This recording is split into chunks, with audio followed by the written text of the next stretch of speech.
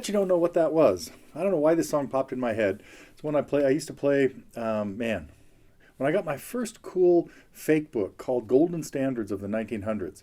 It had a bunch of songs in there from like the 1920s, and it was stuff like...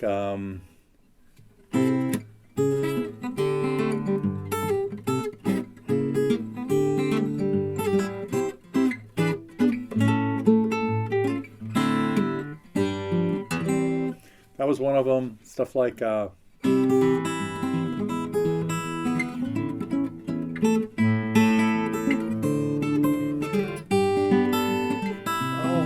this is on my head. One of my students was working on... we were talking about Alice's Restaurant the other day. That was what it was. And I got into chord progressions that use secondary dominance. This is not what I meant to talk about today. I'm getting way off the track. It is Friday, April 5th. Welcome to the news. So anyway, did you recognize that song? I don't know why that one popped in my head, but here's what happens next. I bet you know this part. Oh boy, I hope I remember it.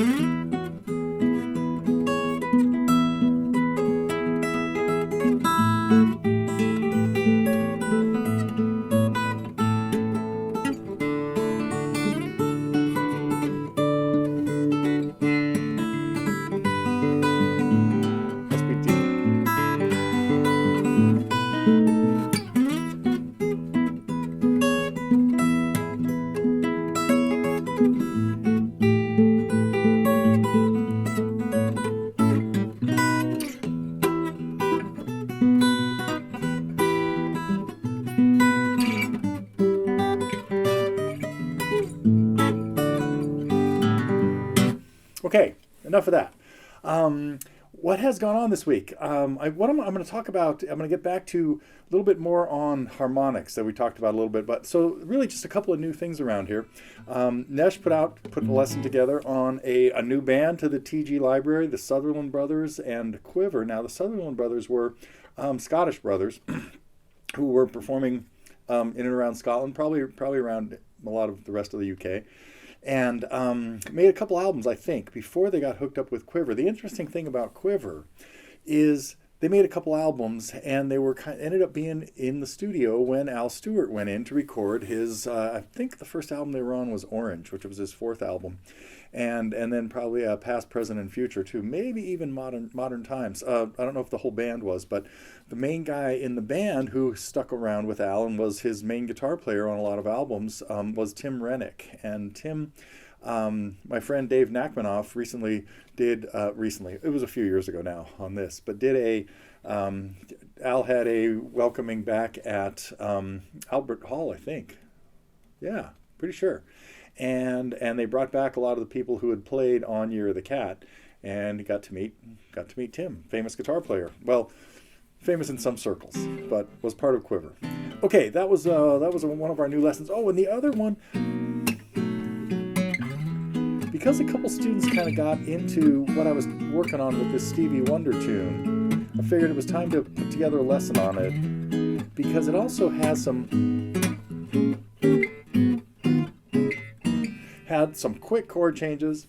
I had to classify this one as advanced because you got some quick changes in there. We got some percussive playing, and the percussive part, we get this little bounce in there. This, of course, As by Stevie Wonder, is a breakdown in the lesson. I hope in great enough detail for you to figure this out. The this little 16th note bounce where I've split beat 1 in the measure into a dotted eighth and a 16th, just catching a note on, and it could even be dead,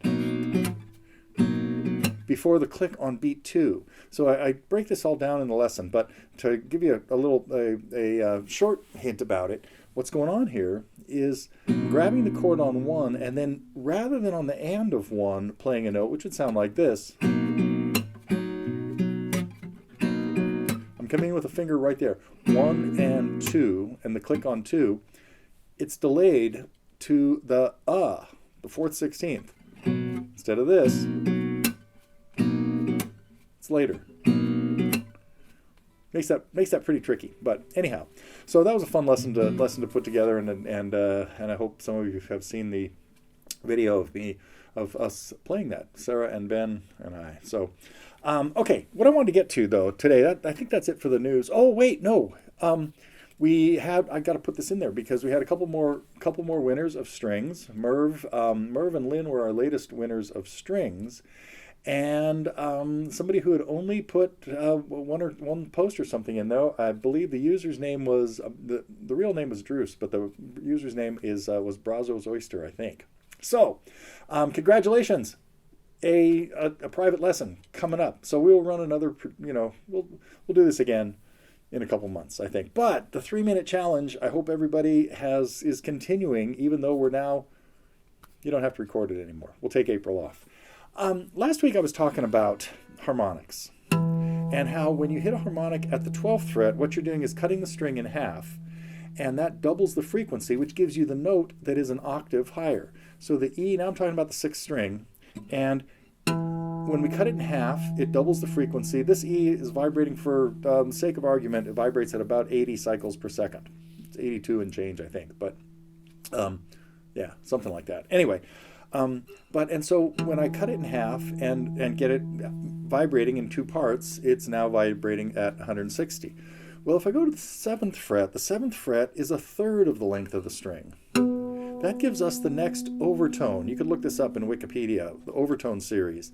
It's a series of notes that are all created by a low note that are multiples of the same frequency.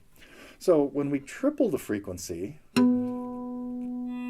which would be 240 for this one, at the 7th fret, that gives us an octave plus a 5th. And so the note of the 7th fret is the 5th of E.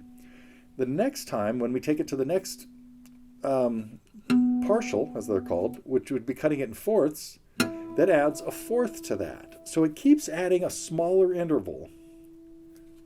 But by the time we have a 4th and a 5th, that gives us 2 octaves. So now we have at the 5th fret the E that is vibrating at 4 times 80, 320, right? Well, I can keep going. And you may not know this, but you can get harmonics in other places. Not too many of them are useful. But if I go to the 4th fret, I have the next interval, which is a major third, and it's a little sharp for a major third. So now things get a little sketchy. But the 4th fret cuts it into 5 parts, which means I've got the same harmonic at the 9th fret. I guess that'd be the 16th, and way over here. So that cut it into 5 parts, which quintupled it,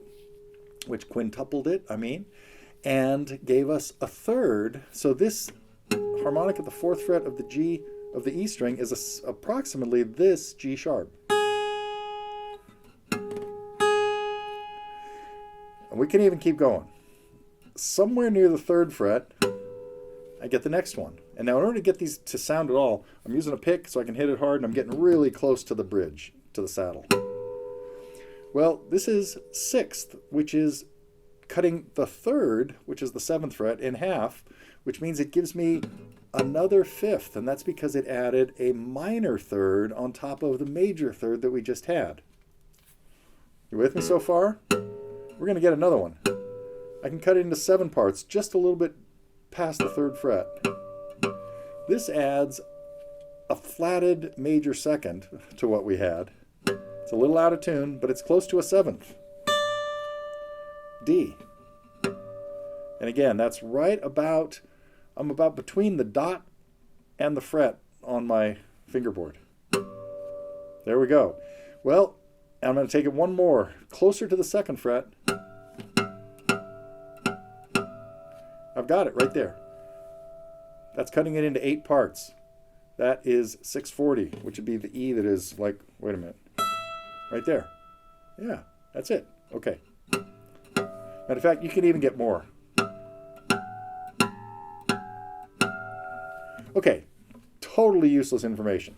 Except in one of my tunes, I hit a harmonic at the 9th. I can't remember. It's a little run in, what song is that? Back to the Drawing Board, which I can't even remember the song now. So, okay, the end of this story is realistically, you can use the 12th fret, the 7th, the 4th, the 5th, and occasionally the 4th, but they're not going to be very well in tune. The 4th and the 9th are the same.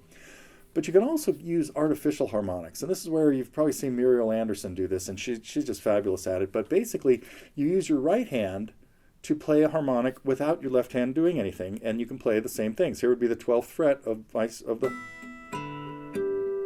And what I'm doing there is using this finger to stop the harmonic, and I'm locking it fairly straight, and then using my ring finger to pluck it. So it's really important that this finger is exactly in the right spot and that it doesn't move. So the way to make that work and have it not move is kind of lock it. If you bend it in there like that and then you move this finger, there's a really good chance it's going to move too, and that's not good.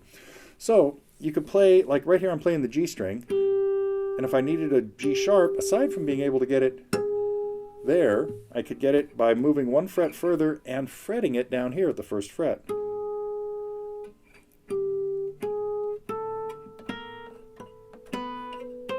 So what I'm doing there is making a harmonic exactly 12 frets above what I'm playing there. I could play an A minor chord and play all the notes by moving around here, going at the 12th fret here, 14th, 14th, 13th, and I just outlined an A minor chord. All as harmonics. One song I play, oh boy, this is not going to be in very good shape either, but there's a tune I play that has an opening melody that goes like this, in 4 different octaves.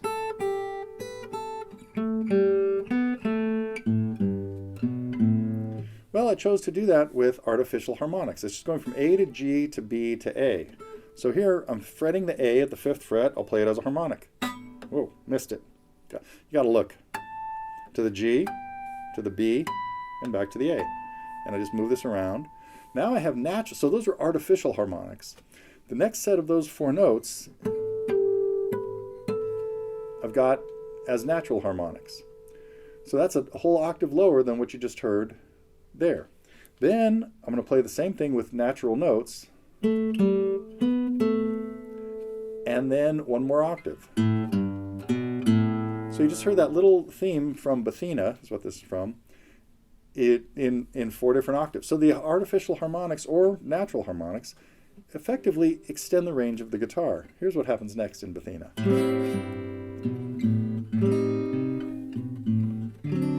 Uh-oh, let's see if I can play it. Oh, and there are artificial harmonics coming in the melody here, because at one point I need a C chord, and the melody notes are these. Way up there. So let's see if I can pull this off. This is not, nope, I shouldn't make any promises. Wait a minute.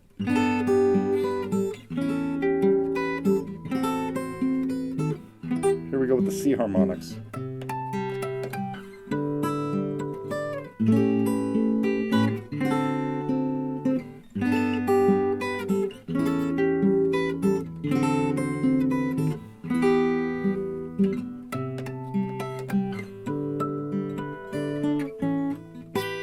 Oh man.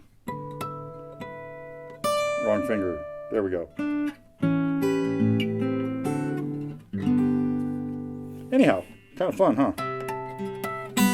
Ah, see, sometimes you miss.